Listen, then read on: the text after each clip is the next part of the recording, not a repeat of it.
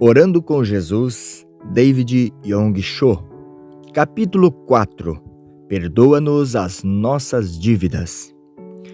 Nós que nos tornamos filhos de Deus pelo sangue imaculado de Jesus Cristo, devemos orar a Ele agora para que nos perdoe os pecados.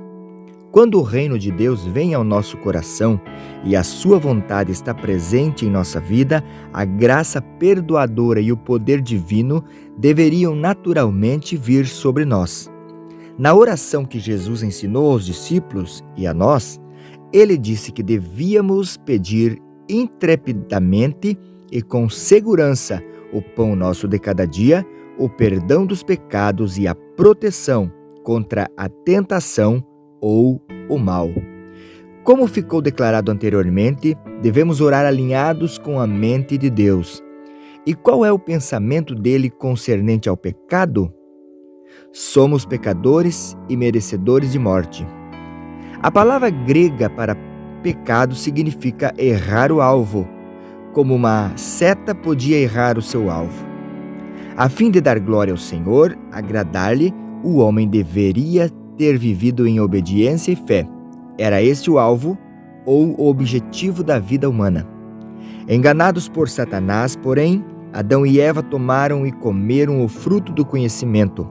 Violaram a ordem divina, mas a árvore do conhecimento do bem e do mal não comerás, porque no dia em que dela comeres, certamente morrerás. Gênesis 2:17. Como obstinada expressão da sua desobediência e incredulidade, esta ação significou que o comportamento deles havia errado o alvo da vida e era pecado diante de Deus. Como resultado, Adão e Eva sentiram vergonha e culpa. Satanás ganhou o legítimo direito de acusar, governar e roubar a humanidade. Aquele que pratica o pecado procede do diabo, porque o diabo vive pecando desde o princípio. 1 João 3:8. Adão e Eva, e com eles toda a sua posteridade, caíram na escravidão de Satanás. O pecado entrou no mundo pela ofensa de um homem, Adão, e todos se tornaram pecadores. Portanto, assim como por um só homem entrou o pecado no mundo, e pelo pecado a morte, assim também a morte passou a todos os homens, porque todos pecaram. Romanos 5:12. Como consequência do pecado, eles tinham de morrer, porque o salário do pecado é a morte. Romanos 6:23. A palavra morte no grego é thanatos, que significa estar separado. Tão logo a morte entrou na sociedade humana pelo pecado, interrompeu-se o diálogo com Deus. Tão logo o pecado separou o homem do seu Deus, a fonte da vida, o homem morreu. Tão logo o pecado separou o ser humano das outras criaturas antes sujeitas ao homem, tudo saiu errado. Tão logo o Senhor retirou sua mão protetora, as doenças entraram no corpo humano. Além do mais, o fogo inextinguível do inferno está à espera de todos os que não vieram a Jesus para pedir e receber o perdão dos pecados. Uma vez que homens e mulheres criados à imagem de Deus são seres espirituais, estão ansiosos por ser libertos do pecado e da morte. Mas sem pagar plenamente o salário do pecado, pessoa alguma pode escapar do domínio de Satanás, nem libertar a si próprio da morte última. Já que não há ninguém no mundo que não cometa pecado, é loucura esperar que alguém mais neste mundo seja um salvador eficiente. A raça humana precisava de alguém que a ajudasse, alguém que resolvesse o problema da morte. Este alguém não poderia nascer da semente de Adão. Entretanto, tinha de ser humano, não angélico, porque tinha de expiar o pecado do homem. Embora devesse ser imaculado, seria homem com ouvidos, olhos, boca e nariz, mas ainda tinha de ser alguém disposto a levar sobre si mesmo o salário de nossos pecados e pagar por nós o preço da redenção. Da perspectiva humana, isto era absolutamente impossível. Não obstante, o homem tinha de ser liberto do pecado e da morte através desse Redentor. Essa missão impossível tinha de ser realizada. Todos os desejos e esperanças humanos, desde a criação, podem resumir numa frase: livramento do pecado e do diabo. O grito desapareceu no ar rarefeito como um som sem eco? Não. Ele alcançou o trono de Deus e cumpriu-se no plano divino. Jesus Cristo veio para salvar a humanidade. A resposta divina, Jesus Cristo. Deus permitiu que Jesus Cristo, seu Filho sem pecado, assumisse a forma humana e morresse em lugar do homem. Porque Deus amou o mundo de tal maneira que deu o seu Filho unigênito, para que todo o que nele crê não pereça, mas tenha a vida eterna. João 3,16. Pela vontade de Deus, Jesus nasceu da Virgem Maria neste mundo, numa manjedoura em Belém, há 2000 anos. Como diz a Bíblia, a semente da mulher feriria a cabeça da serpente. Gênesis 13:15. Jesus foi concebido da semente de uma mulher, mas sem pai natural, gerado do Espírito Santo.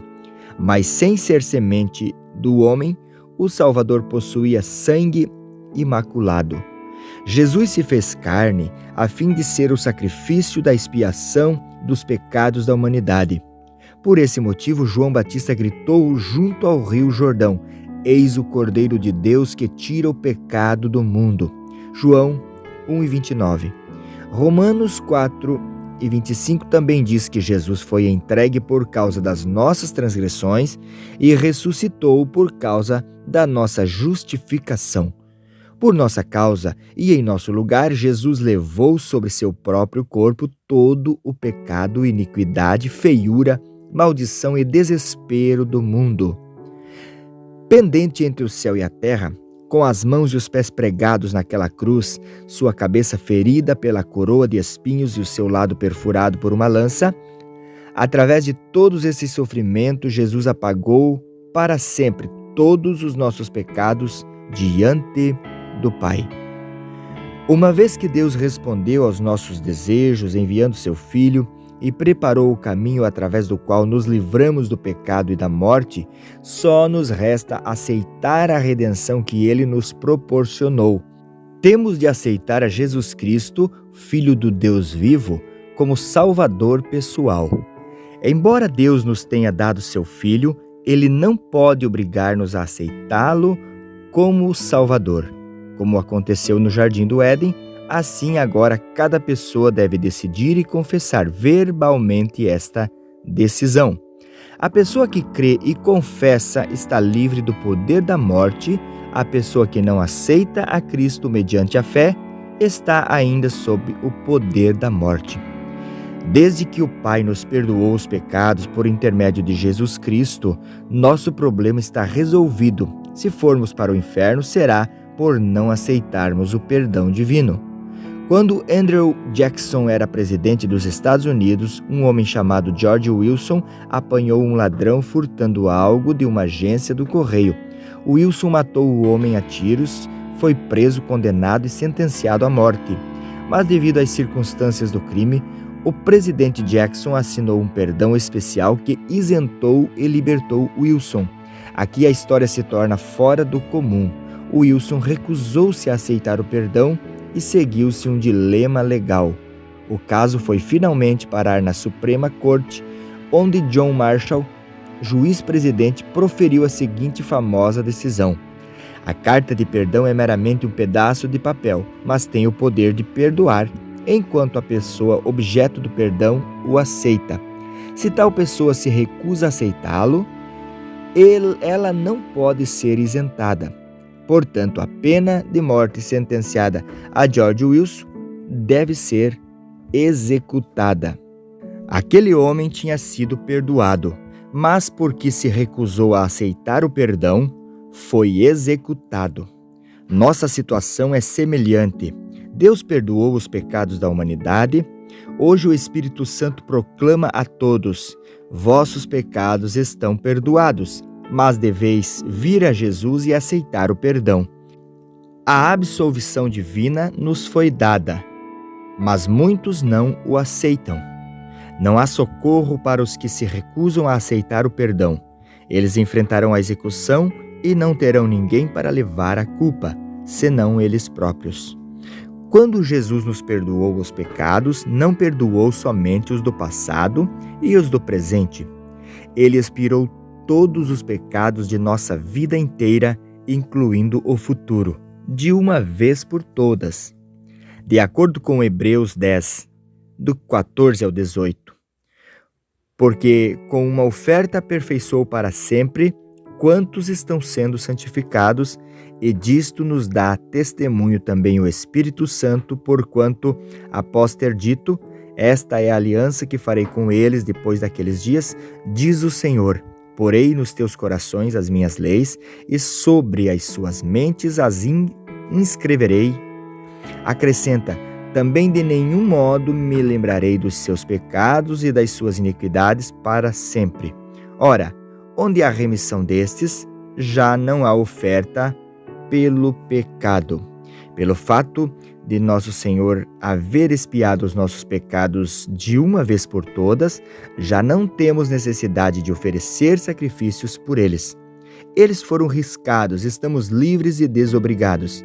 Portanto, se você crê em Jesus Cristo como seu Salvador e aceita o seu perdão, está justificado diante de Deus Pai. Será como alguém que nunca pecou e terá o privilégio de comparecer perante Deus. Em virtude de seus pecados estarem sob o sangue de Jesus, Satanás não poderá acusá-lo diante do trono do Todo-Poderoso. Como nós temos perdoado aos nossos devedores.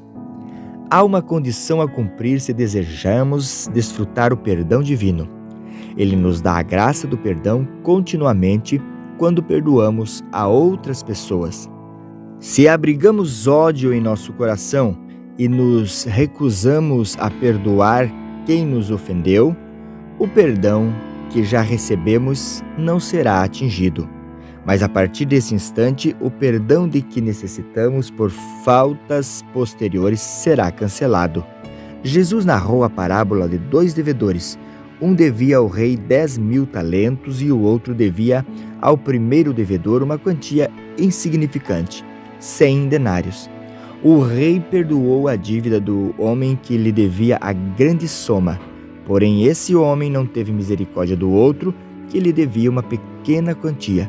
Ao descobrir o rei o que o havia acontecido, ficou furioso e castigou aquele homem mau. Aqui nos ensina Jesus a lição de que devemos perdoar as faltas e os erros das outras pessoas da maneira pela qual fomos perdoados. Disse ele, assim também meu Pai Celeste vos dará, se no íntimo não perdoardes cada um o seu irmão. Mateus 18 e 35. Há uma relação direta entre o modo pelo qual perdoamos aos nossos inimigos e o modo pelo qual seremos perdoados. Quando Caim matou seu irmão Abel, o Senhor perguntou, onde está Abel, teu irmão? Que foi que Caim respondeu? Acaso sou eu tutor de meu irmão? Gênesis 4:9. Mas nós somos como tutores ou guardadores de nossos irmãos. Deus criou os seres humanos como seres sociais. O livro de Gênesis diz, não é bom que o homem esteja só. Far-lhe-ei uma auxiliadora que lhe seja idônea. Por isso deixa o homem, pai e mãe, e se une à sua mulher, tornando-se os dois uma só carne. Desde a criação da mulher, o homem tem vivido com outros seres humanos. Estamos destinados a viver juntos como casais, como pais e filhos, entre os vizinhos. Enquanto alguém vive em comunidade, não pode fazer a pergunta irresponsável: acaso sou eu tutor de meu irmão? Por esse motivo, Jesus nos ensinou a orar Pai Nosso em vez de meu Pai. Quando as pessoas vivem juntas, inevitavelmente o pecado entra em seus relacionamentos. Todo mundo tem personalidade e traços de caráter negativos. Ego, orgulho, ciúme, ambição. Onde quer que as pessoas se reúnam, as diferenças de caráter e de personalidade tornam-se evidentes e causam tensão e dor. À medida que o tempo passa, o remorso pelo passado se torna ódio no presente, e foi dessa maneira que esse mundo se encheu de inveja, ciúme, calamidade e assassínio. Mas os perversos são como o mar agitado que não se pode aquietar, cujas águas lançam de si lama e lodo. Para os perversos, diz o meu Deus, não há paz. Isaías 57, 20 e 21. Como podemos viver em paz e harmonia com outras pessoas, esquecer os antigos rancores e aceitar a cura de Deus? Com o progresso do conhecimento, temos inventado todos os tipos de comodidades. Há, porém, um campo que não tem absolutamente visto nenhum progresso. A despeito de nosso destino comunitário, o homem parece decidido a fabricar armas que firam e matem os outros. Não há ninguém que possa resolver este problema de inimizade e ódio, senão Jesus Cristo. Ele nos perdoou e insiste em que oremos: perdoa-nos as nossas dívidas, assim como nós temos perdoado aos nossos devedores. É interessante que, imediatamente depois de haver terminado esta oração, ensinada aos discípulos, Jesus volte ao assunto do perdão. Mateus 6, 14 e 15. Prossegue dizendo: porque se perdoardes aos homens as suas ofensas, também vosso Pai Celeste vos perdoará. Se, porém, não perdoardes aos homens as suas ofensas, tampouco vosso Pai vos perdoará as vossas ofensas. Certo dia, John Wesley se encontrou na rua com um de seus amigos. Fazia tempo que não se encontravam, e Wesley disse: ouvi dizer que você e o senhor fulano de tal se tornaram inimigos.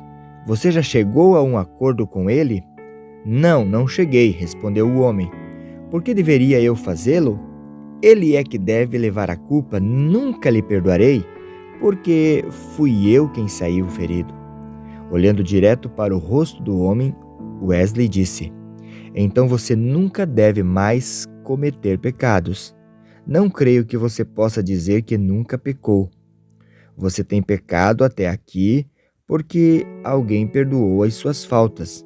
Mas se diz que não deseja perdoar alguém que ofendeu, de agora em diante, não espere ser perdoado por ninguém mais também. Diante disso, o homem curvou a cabeça, se arrependeu amargamente de suas faltas. Se não desejamos perdoar as faltas do próximo, não deveríamos pecar. O marido que não deseja perdoar as faltas da esposa não deveria também cometer faltas. A esposa que não deseja perdoar as faltas do marido não deveria igualmente cometer faltas. Se não se perdoam mutuamente, suas próprias faltas não podem ser perdoadas. Todas as pessoas se curam mutuamente perdoando umas às outras. Ninguém é tão justo que não necessite de perdão. As afetuosas mãos estendidas do perdão começam a curar as feridas quase imediatamente. Jamais deveríamos esquecer que devemos nossa justiça ao perdão divino. Nossas dívidas são pagas quando perdoamos aos outros e as suas dívidas. Recebemos o perdão divino quando perdoamos as ofensas dos outros contra nós. Visto que Deus nos perdoou, devemos aos outros a dívida do perdão. O apóstolo Paulo disse: pois sou devedor tanto a gregos como a bárbaros, tanto a sábios como a ignorantes. Romanos 1,14. Se um homem como o apóstolo Paulo era devedor, então as pessoas comuns como você e eu somos devedores muito maiores. Tanto quanto sou perdoado, devo também perdoar aos outros dia a dia. Devemos fazer o melhor para pagar a dívida, o perdão em nossa existência. O custo do perdão. O perdão traz belos resultados. Onde há perdão, há céu, pois o Deus do perdão ali está, por intermédio do Espírito Santo. É fácil perdoar por pura força de vontade? Os que sinceramente perdoaram as faltas e os erros alheios certamente responderiam com um não. como é que se perdoa? O perdão sempre demanda um preço, sofrimento, uma cruz. Jamais creia que o perdão de Deus a você e a mim nada custou para Ele. Custou-lhe o sofrimento sacrificial de seu único filho. Embora fôssemos nós os pecadores, Jesus teve de levar sobre si os nossos pecados. O perdoador, e não o perdoado, pagou o preço. De igual modo, se devemos perdoar aos outros, esse perdão nos custará sofrimento e cruz. Por quê? Não nos é possível perdoar aos outros enquanto ainda estamos insistindo em nossas opiniões, direitos, intolerância. Quando crucificamos o próprio orgulho, ira e pensamento, estamos em condições de perdoar plenamente, tanto com o coração quanto com a boca. A fim de perdoarmos uns aos outros, devemos primeiro morrer para o eu. Até que isso aconteça, ódio, orgulho, maus sentimentos e ressentimentos surgirão de contínuo, bloqueando nossa capacidade de perdoar. Somos libertos do egocentrismo quando perdoamos, e somos libertos da teimosia, arrogância e autoafirmação. Entramos na verdadeira liberdade divina. Corrie ten Boom, famosa reavivalista holandesa, passou os últimos anos de sua vida nos Estados Unidos. Durante a Segunda Guerra Mundial, ela e sua família foram presas e transportadas para campos de concentração nazistas sob a acusação de ocultarem judeus em seu lar. Seu pai e sua irmã morreram nos campos, e Corrie voltou sozinha à sua casa. Terminada a guerra, enquanto ela estava pregando, ouviu o Espírito Santo dizer: "O povo alemão está sofrendo as profundas cicatrizes do caminho. Vá pregar-lhes o Evangelho."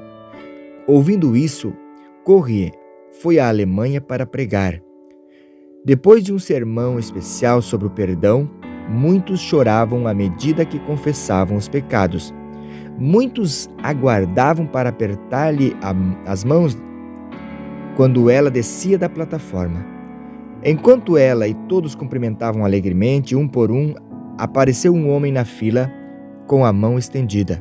Tão logo ela ouviu, sentiu como se seu coração parasse. Ele havia sido guarda de Ravensbrück, o campo de concentração onde Corrie e sua irmã estiveram encarceradas. Os prisioneiros, quando levados para o campo, tinham de passar nus diante dele, e com frequência ele cortava o suprimento de comida. Lembranças dolorosas daqueles terríveis anos desdobraram como um panorama perante Corrie. O homem não a reconheceu como ex-prisioneira, mas ela sabia que jamais esqueceria o rosto dele, ainda que em sonho. Ele disse a ela que, desde quando servia como guarda em Ravensbrück, havia se tornado cristão. "Sei que Deus me perdoou das coisas cruéis que pratiquei lá, mas gostaria de ouvi-lo dos seus lábios também. A senhora me perdoa?" A imagem do cadáver de sua irmã passou-lhe diante dos olhos. A lembrança amarga de seu próprio sofrimento foi revivida. Embora isso levasse apenas uns poucos segundos, parecia-lhe que esteve ali durante anos. Finalmente ela orou: "Senhor, não posso perdoar a este homem. Ajuda-me." Ela decidiu que poderia ao menos levantar a mão. Enquanto o fazia, a vida de ressurreição de Jesus fluiu de dentro do seu coração, do coração de Corrie, e ela perdoou ao ex-guarda. Todos os sentimentos de amargura desapareceram, substituídos pela alegria mediante o poder do Senhor. Mais tarde, ela dizia que se sentia como se tivesse rejuvenescido uma década. Durante anos depois desse incidente, Corrie viajou por todo o mundo pregando o amor e o perdão de Cristo. O perdoador sempre tem uma responsabilidade: lançar-se diante da cruz, crucificar a centralidade em si próprio, o orgulho e as autoafirmativas. Quando a pessoa faz isto, Deus derrama abundantemente a vida de ressurreição de Jesus, sua cura. Os relacionamentos revivem entre pais e filhos, entre amigos, transformando a velha vida em vida nova. Quando nossas velhas feridas são curadas e somos libertos do ódio, podemos usufruir verdadeira felicidade e alegria.